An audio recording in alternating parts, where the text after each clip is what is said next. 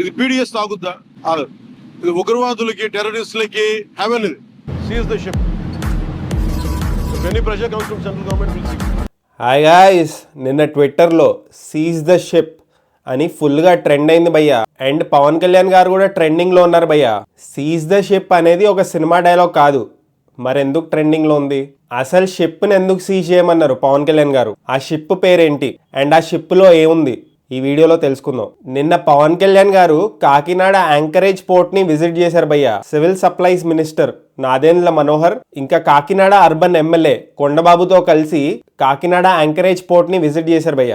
పవన్ కళ్యాణ్ గారు సీజ్ చేయమన్న షిప్ పేరు స్టెల్లా ఎల్ పనామా. ఆ షిప్లో approximately 38,000 tons of PDS rice ఉంది భయ్య.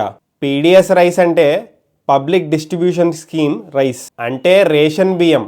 రేషన్ కార్డ్స్ ఉన్న వాళ్ళు సబ్సిడైజ్ రేట్స్కి తీసుకుంటారు కదా మంత్లీ, ఆ బియ్యం భయ్య.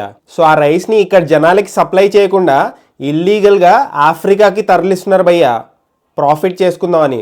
పెద్ద స్కామ్ ఇది. ఆ షిప్ ఎవరిది, ఆ కన్సైన్మెంట్ ఎవరిదో తెలుసుకొని వాళ్ళని పనిష్ చేయాలన్నారు పవన్ కళ్యాణ్ గారు. రైస్ని ఇల్లీగల్గా ట్రాన్స్పోర్ట్ చేస్తుంటేనే మనం ఆపలేకపోతున్నాము, ఇంకా టెర్రరిస్టులను ఏం ఆపుతాము? ఆర్డిఎక్స్ ఇంకా ఎక్స్ప్లోజివ్స్ వస్తే ఏం ఆపుతాము?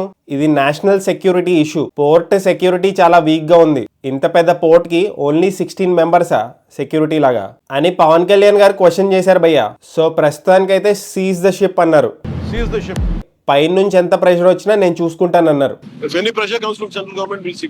ఫ్యూచర్లో పోర్ట్ సెక్యూరిటీ స్ట్రెంగ్తన్ ఎలా చేయాలో దాని గురించి అసెంబ్లీలో డిస్కస్ చేస్తానని చెప్పారు. అది భయ్య సీజ్ ద షిప్ వెనుక ఉన్న మ్యాటర్. మీరు జస్ట్ ఇన్ కేస్ ఇంకా సబ్స్క్రైబ్ చేసుకోకపోతే సబ్స్క్రైబ్ చేసుకోవచ్చు కదా. పుచ్చుక్ పుచ్చుక్.